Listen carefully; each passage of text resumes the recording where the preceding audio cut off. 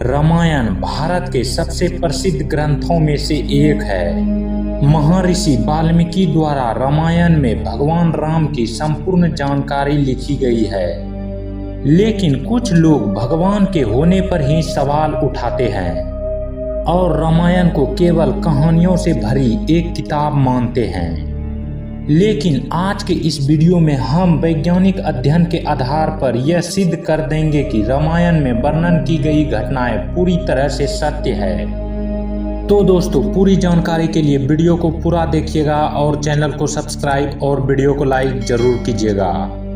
रामायण के सबूत के आधार पर सबसे पहला है अयोध्या का हनुमान गढ़ी।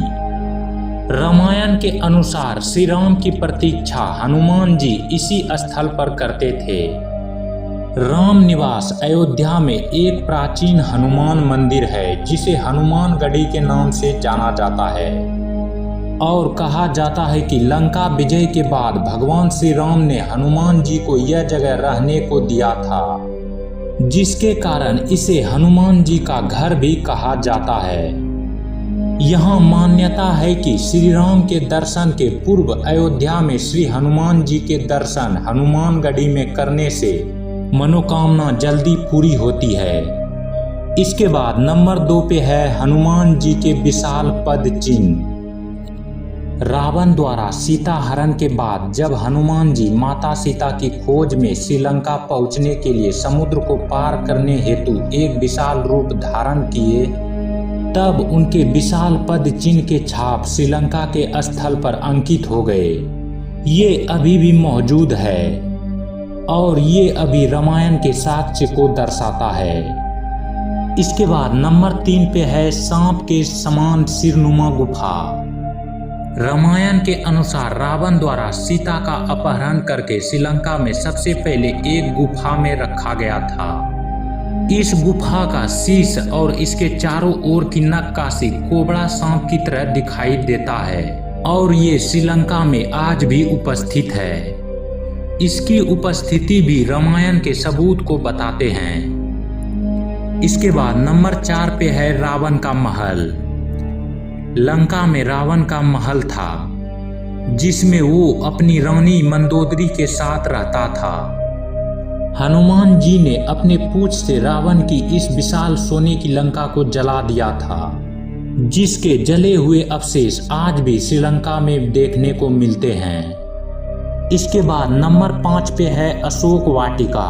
रामायण के अनुसार माता सीता को अपहरण के बाद जब माता ने लंका में जाने से मना कर दिया, तब रावण ने लंका की अशोक वाटिका में उन्हें रखा था। अशोक वाटिका में व्यापक मात्रा में अशोक वृक्ष थे और यहीं पर एक वृक्ष के नीचे माता सीता रहती थी। इस जगह को वर्तमान में अब सीता एलिया के नाम से जाना जाता है, जो कि वर्तमान में श्रीलंका में स्थित है।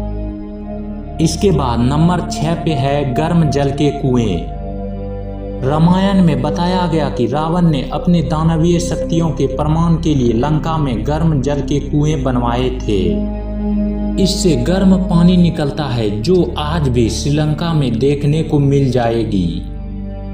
इसके बाद नंबर 7 पे है राम सेतु का निर्माण। भारत से श्रीलंका की ओर के लिए राम और उनकी सेना ने पत्थरों को समुद्र में फेंक कर राम सेतु का निर्माण किया था। इस राम सेतु पुल के सहायता से सभी वानर सेना लंका में प्रवेश कर पाए थे। जिन पत्थरों से राम सेतु पुल बनाया गया था, वह पत्थर आज भी समुद्र में तैरते हुए दिखाई देते हैं, जिसमें श्री राम का नाम लिखा हुआ है।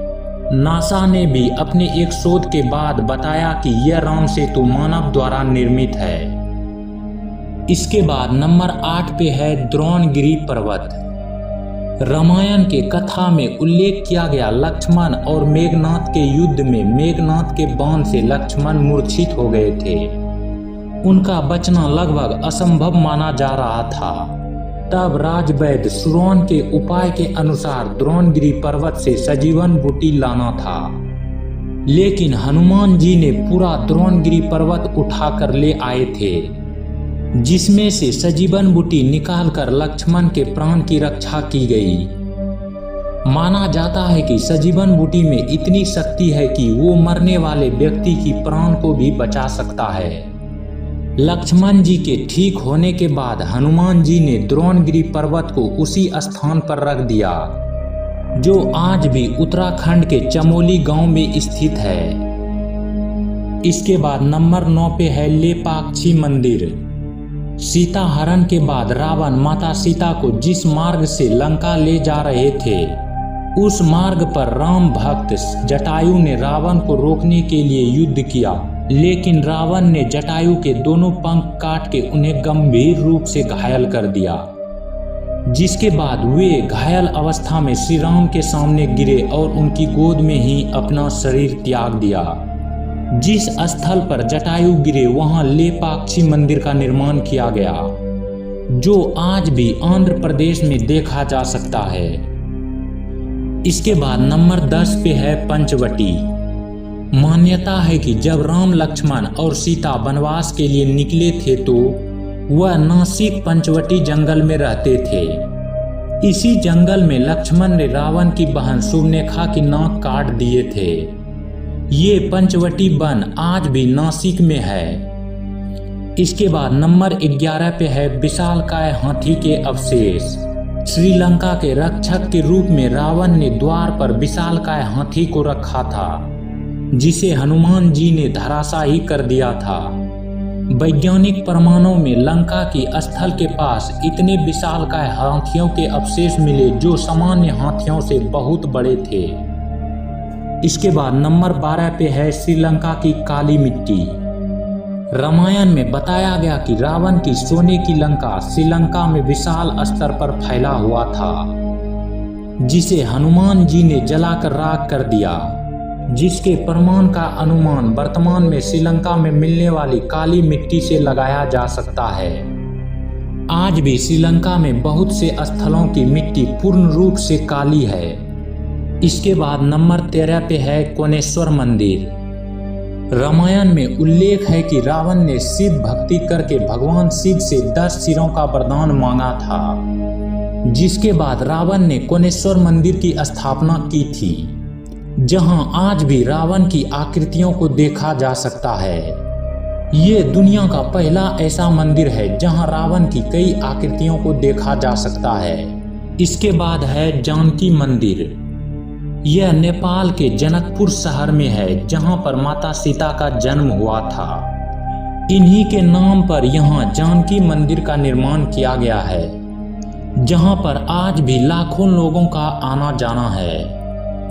तो दोस्तों, आज के वीडियो में इतना ही। अगर आपको यह वीडियो अच्छा लगा हो तो कमेंट बॉक्स में ज़रूर बताएं। और अब हम लोग मिलते हैं एक नए वीडियो में एक नए इंटरेस्टिंग टॉपिक के साथ।